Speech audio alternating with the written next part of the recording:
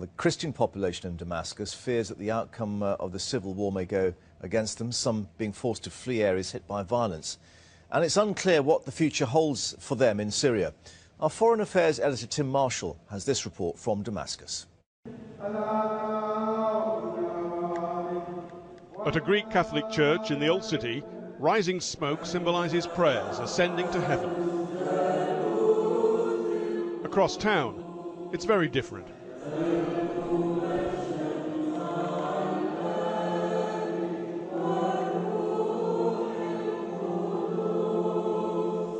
The war has come to most of Syria's varied religious communities.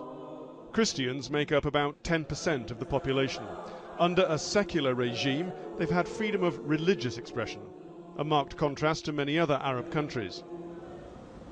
There's been limited fighting in the Old City, but in towns such as Homs and Qusair, thousands of Christians have fled. Here, there's a semblance of normal life, but they fear what instability may bring.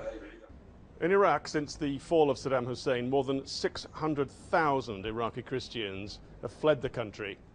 Since Mubarak fell in Egypt, the Coptic Christians are beginning to leave in small numbers.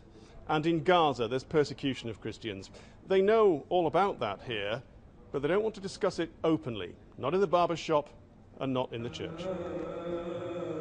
The Patriarch was the only person prepared to be interviewed. After congratulating Muslims on the festival of Eid, he hit out at rebel forces, claiming they moved into peaceful areas.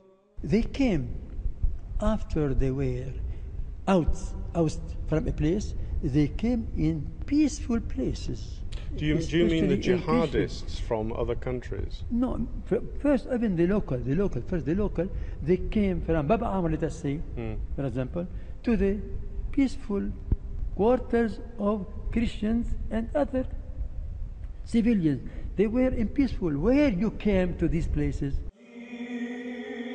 The civil war here may result in religious and political freedoms for all. It may end up in the expulsion of minorities. The candles are to shed light in the world, but for now Syria's a dark place. Tim Marshall, Sky News, Damascus.